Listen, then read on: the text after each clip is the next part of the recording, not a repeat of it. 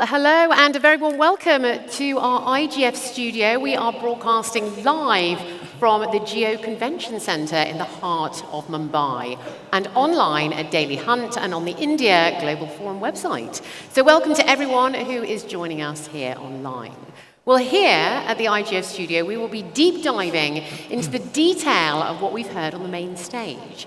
To join our conversation, you can use our hashtag, which is IGF Mumbai and Next10. Now, according to the IMF, India is set to contribute more than 16% of global growth this year. So as a land of opportunity, how can global investors, international funds, and governments leverage this unprecedented growth and set themselves up for success? Time now to find out through some of the opportunities in transforming the nation. So I'm absolutely delighted to be joined by our guests. Please give a very warm welcome to Romal, Shetty, the CEO of Deloitte South Asia. He joins us here today. We also have Neeraj, Seth, the CIO and head of Asia Pacific Fundamental Fixed Income at BlackRock. We also have Rahul Bajoria, who is the Managing Director and Head of EM Asia and Economics at Barclays. And we are also joined by Jeremy Warner-Allen, who is the Chairman of Mercantile Ports and Logistics. What an incredible start to the IGF studio. Thank you so much for joining us. Right, I wanted to start off with Romal. I thought we'd start off from a Deloitte perspective. Now, when you are having conversations with your clients, what are you telling them to become more attractive as investment candidates? Yeah, thanks, Laura. Really, two or three things that we talk to our clients a lot about. One is India has always been, Indian corporates have been master the art of faster, cheaper, better. But how do you really move up the value curve from an innovation perspective? I think so we're doing some fantastic things, but innovation at scale, just like probably how the government in terms of digital infrastructure has done in India. So really that is one thing that we talk about a lot. The second is really embracing AI. Again, AI in India has been largely used for productivity. Many people have adopted it, but more productivity, but not really in terms of creators of content. We're producers of talent, but we're not creating enough of talent. And I think that is important to change business models. No more about being productive, but it's really about changing business models. And the third aspect, which I think is India has come a long way, is really around trust and governance, to ensure that we sort of work more towards trust and governance. As more foreign investors, foreign partners come in, that is something that they're looking for. So those are three things that I would say. Very good points there. Neeraj, over to you. It seems to be there is a very positive investment climate over here, but what would you say are the key drivers that have helped India position itself as, an attractive capital flow, stage in the last few years? And also, given the rise of geopolitics and the tension and the market volatility, do you think maybe India is actually one of the safest bets for global investors right now then? What's your take on that? Sure. I do believe the whole idea of investing in India is built on the fundamentals. Geopolitics is a tailwind, not the driver of that view around investing in India. So if I take a step back and think about the last 10 years, it's a combination of stability, the build of infrastructure, and the demographics, which actually is the foundation of the India growth story from here. In terms of stability, it's the politics, policy, macroeconomics. You've seen a significant shift. If you go back to 2013 taper tantrum, the country has come a long way. You see the policies which are on a continuation path. On the infrastructure front, is actually quite amazing. The amount of construction you see is just evident in front of your eyes. But it's not just the hard infrastructure, it's also the digital infrastructure. It's just changing the landscape. And lastly, the demographics. India has the benefit. The key always is, if you have the demographic dividend, do you make the best use of it? And lastly, your point about geopolitics, it certainly is a tailwind that India is getting, which is going to keep going in that direction for foreseeable future. So when you put it all together, I do think it's actually one of the better destinations for attracting investments in the world. Very exciting indeed. We're in a good place right now. So it does seem that India's economy is very much in a sweet spot right now. So Rahul, over to you. It's in a sweet spot with the exception of the level of public debt though. So that's the next sort of focus area I wanted to go into. So how do you assess the potential impact of high levels of public debt, particularly when it comes to the economic landscape, and also how do we create essentially new opportunities? Yeah, so I think, public debt has to be seen in the context of two things. I think one is that if India's growth is high, debt levels are sustainable. So it doesn't really matter that you have high levels of public debt. It's just that you're going to be running it down over the years as your economy grows. The second part is the quality of spending has improved significantly in the last few years. And to Neeraj's point, whether it is the welfare spending through the digital public infrastructure which has been set up, the payment networks, I'm sure everyone has experienced it. Then there's the hard infrastructure where, there's a ton of money being thrown at basically setting up the ports, the railways, the roads. And if like Mumbai is a classic example, the most productive city of the country was always kind of chock-a-block jammed, and now with the kind of infrastructure that's getting built, the productivity gains are going to be tremendous, right? Which is itself going to add probably a few basis points to growth itself. And so from that perspective, I think the combination of the fact that you are a fast-growing economy, you have a young population, you are spending in the right areas, public debt becomes a relatively smaller concern in areas that need to address. And from this perspective, I think, yes, it's an issue, but we are not necessarily seeing wastage as such, right? You are spending in the right areas. So over the years, we will be able to run it down simply because we are investing in areas which will grow and which will kind of, give the dividends back in the right frame. Yeah. Now, speaking of productivity, let's talk a little bit more about global supply chains and access. Which comes to you, Jeremy, of course. The Deputy Minister earlier spoke about making Mumbai a global city through infrastructure and increased access, of course, as well, including ports, and you really highlighted the importance there. So how do you see the growth of India and Mumbai when it comes to a key link, especially when it comes to global supply chains? I think global supply chains is a bit difficult for me to actually comment on, because that's not really what we do. What we do have at Karanja is a fantastic site.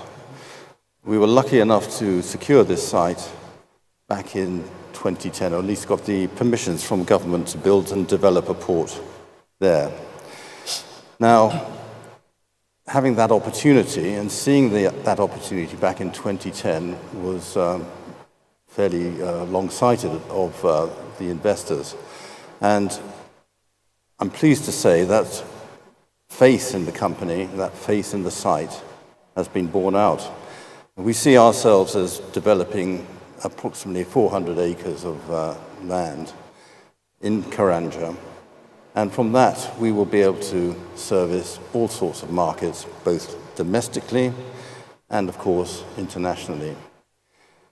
So what we did recognize at the time was that infrastructure within India, going back some 14 years, was woefully underinvested. And to that extent, this provided not only an opportunity, but also a social need to actually fulfill our task. So that is what we sort of looked at. Very, very interesting. And I know you have other projects, hopefully in the pipeline as well, that you're going to tell us a little bit about. Well, the project is still ongoing. We've had 2 years now of work. Our business has grown substantially in that time.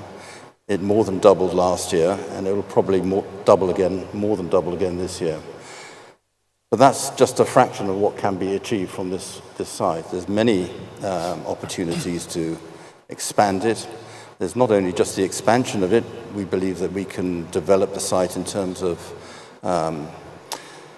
enabling larger vessels to use our facility. We can provide all sorts of services to logistics suppliers. There's a massive need for import and export of fresh goods. That's another factor, which has not been really developed at all.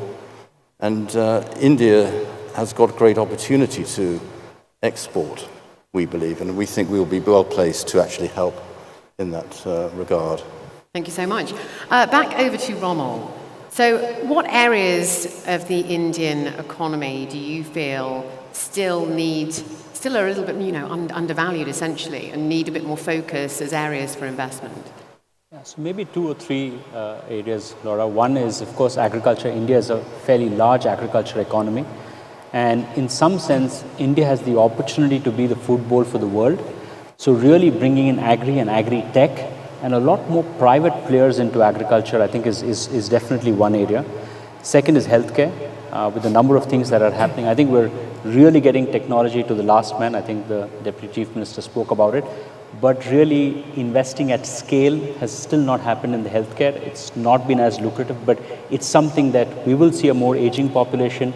We will see a little bit more affluent population. So it's clearly an area where I think India needs to invest. Third is, I would say, while we're focusing a lot on infrastructure, but the infrastructure equipment companies itself actually are largely imported. So how do we sort of build in that infrastructure within the country as part of Make in India? I think those are three places that I would say as. And fourth, India has done tremendous strides in space, largely in terms of institutions like ISRO. But I think and it's looking at the future. So 10 years hence, how do we sort of build that space ecosystem? Because a lot of the new innovation development, molecule fusing, all of that, meteorite mining, all of that will come in from space. So that's probably a really good area to build. And India has significant knowledge potential in space. Three key areas there, and the space, as you said, is the last one. Yeah, of course. Moving back over to Neeraj, that leads me very nicely over to you. So what additional factors do you think are really going to be important to unlock India's potential and its growth potential, essentially, over the next 10 years? So a lot of the foundation has been built, we talked about, in terms of infrastructure, the policy. But when you look forward, I would say there are three areas that would be critical for further action. So first is continuation of structural reforms. The second is around the human capital development. And the third would be the technology. And Rick talked a lot about the technology aspect in the previous session.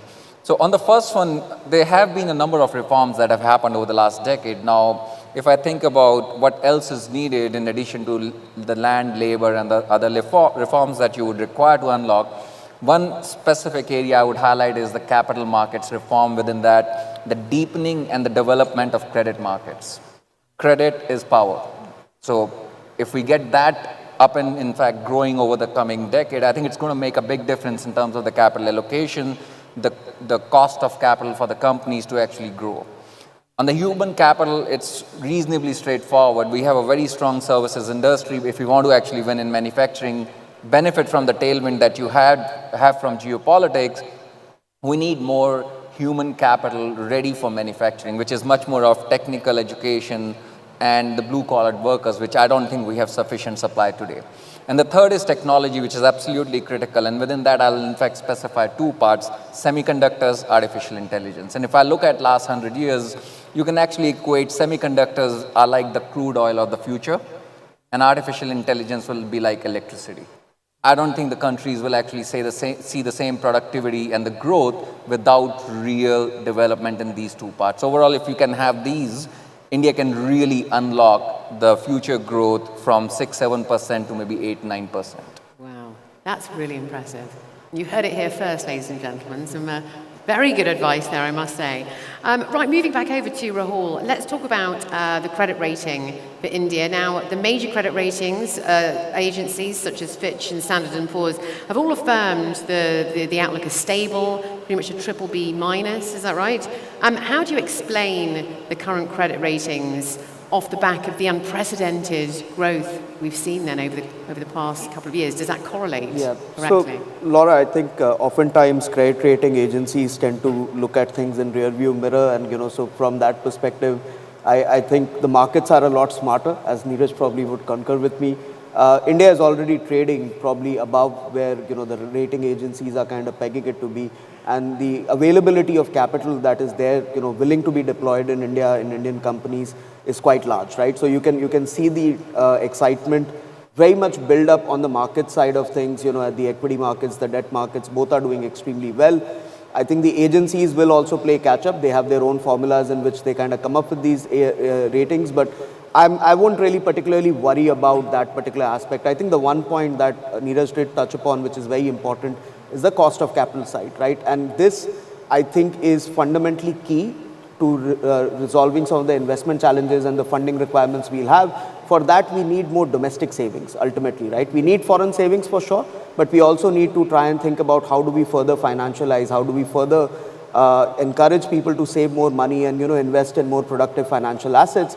I think a lot of groundwork has been done in this, and my hope and my expectation will be that in the next 5 years, bulk of India's investment requirements are going to be met onshore, not necessarily offshore. Thank you so much. Finally, over to Jeremy once again.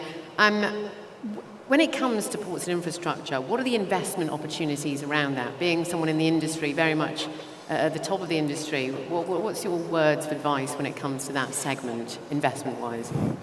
Well, I think having the support of government is extremely important.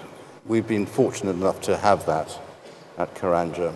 We've worked very closely with all the agencies pertaining to the government bodies, such as customs, planning, you name it. We've pretty much touched everybody.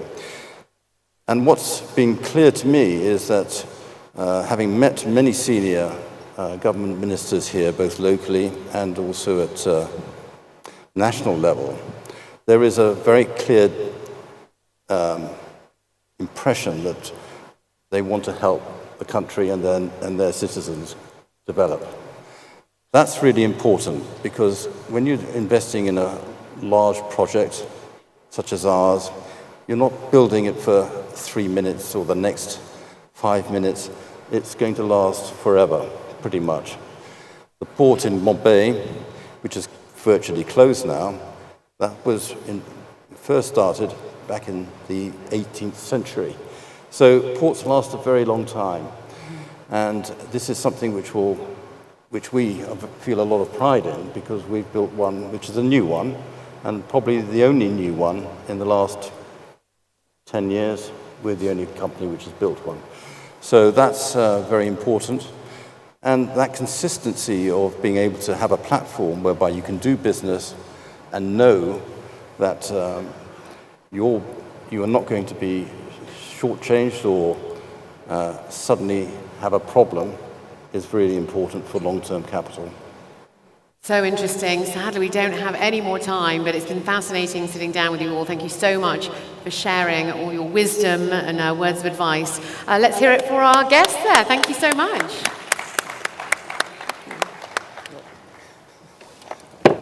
Thank you very much. Please do it.